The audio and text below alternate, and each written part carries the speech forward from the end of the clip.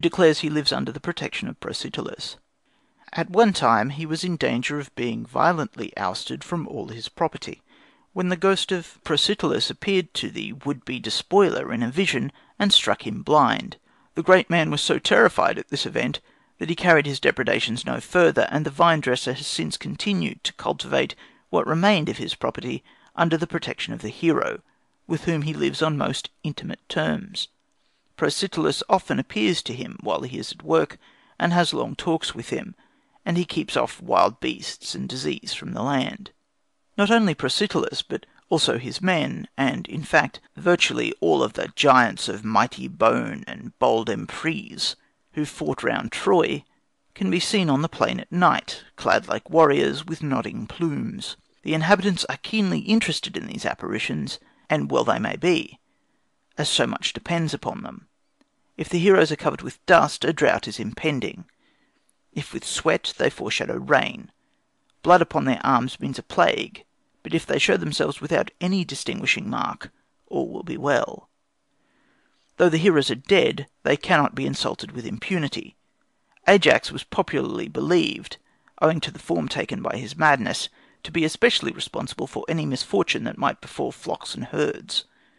On one occasion some shepherds, who had bad luck with their cattle, surrounded his tomb and abused him, bringing up all the weak points in his earthly career recorded by Homer.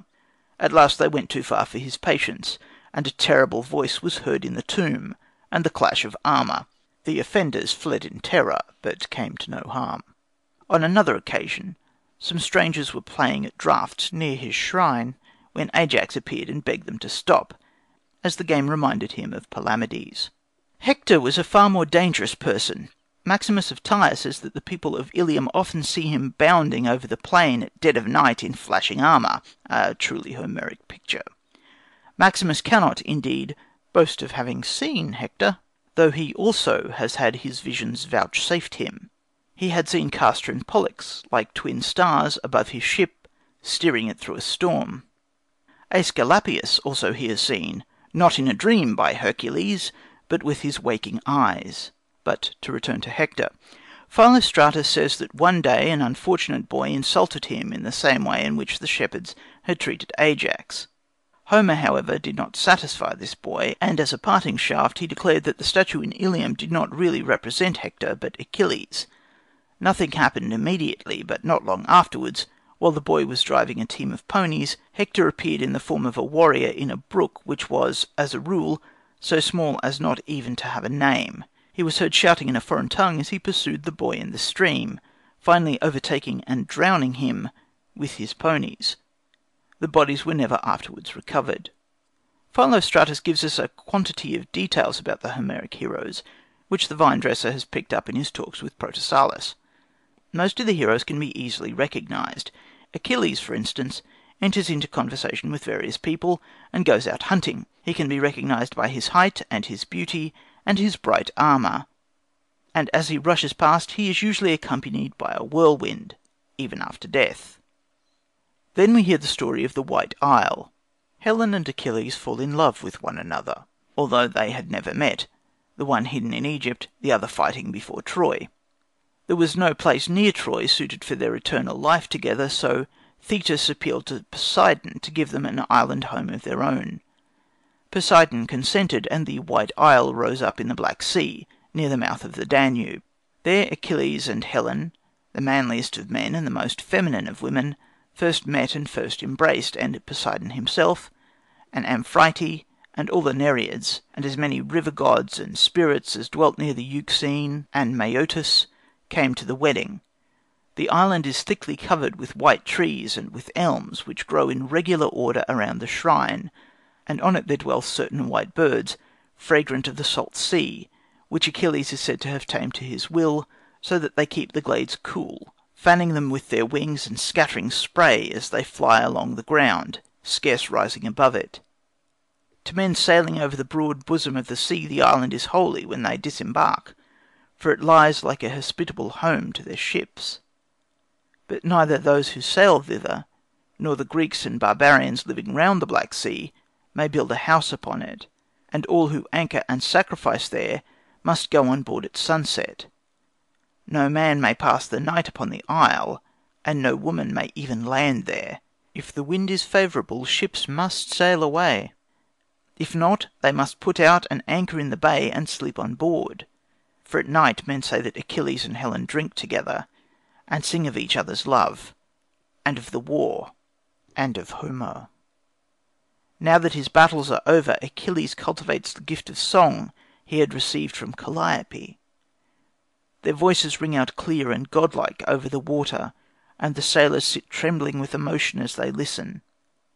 Those who had anchored there declared that they had heard the neighing of horses, and the clash of arms, and shouts such as are raised in battle.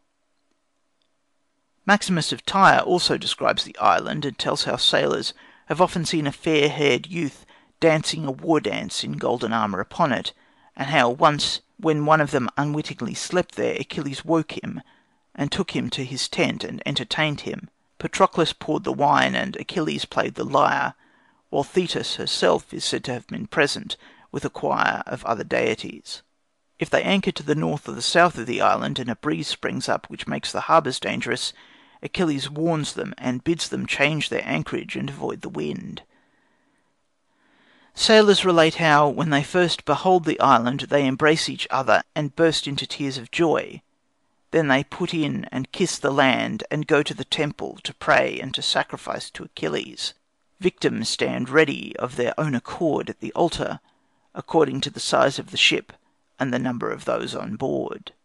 Pausanias also mentions the White Isle. On one occasion, Leonymus, while leading the people of Croton against the Italian Locrians, attacked the spot where he was informed that Ajax Oileus, on whom the people of Locris had called for help, was posted in the van, according to Conon, who, by the way, calls the hero Autoleon.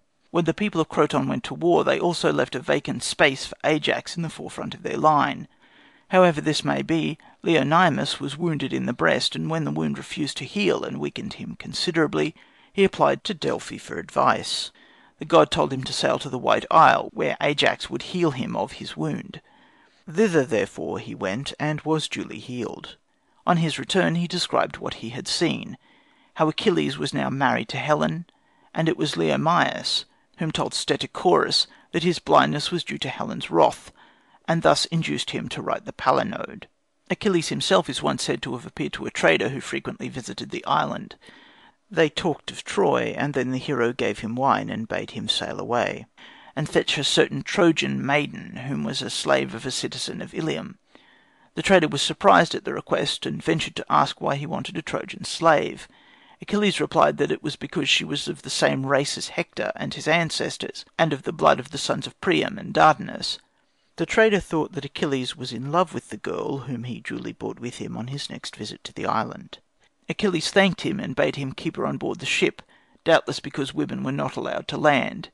In the evening he was entertained by Achilles and Helen, and his host gave him a large sum of money, promising to make him his guest friend, and to bring luck to his ship and his business.